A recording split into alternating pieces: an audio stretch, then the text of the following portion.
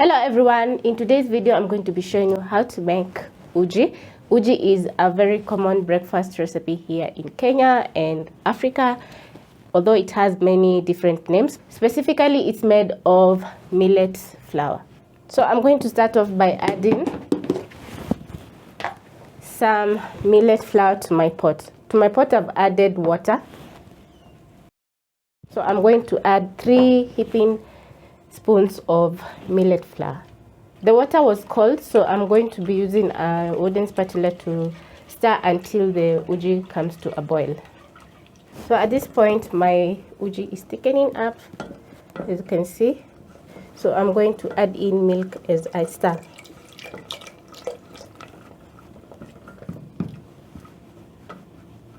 You can combine some millet and sorghum flour to make your uji, and it will also be very delicious. Add a bit more.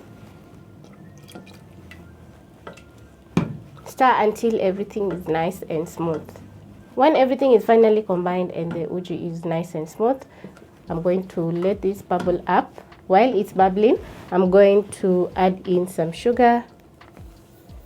I specifically enjoy some sourness in my uji, so today I'm going to be adding in some white vinegar.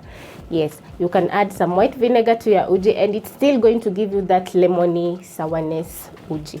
So just try out the recipe and tell me in the comment section what you think about adding vinegar to your uji.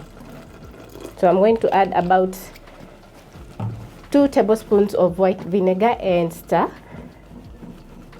Cook the uji for around 5 minutes on medium-low flame. This looks absolutely delicious already, and the white vinegar has added a very nice sourness to my uji.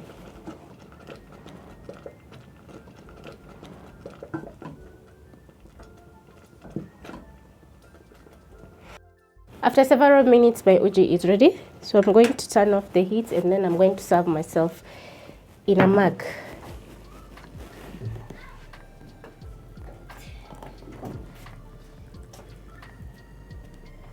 The uji has turned out very nice. I love the sourness, and also the milk has added a lot of creaminess to my uji. Hope you don't skip on the milk and the vinegar. And also it's sweet, not extra sweet, but it's just there. It's just so good. So I hope you'll be trying out this amazing uji recipe and enjoy while at home, and make yourself a cozy mug of uji.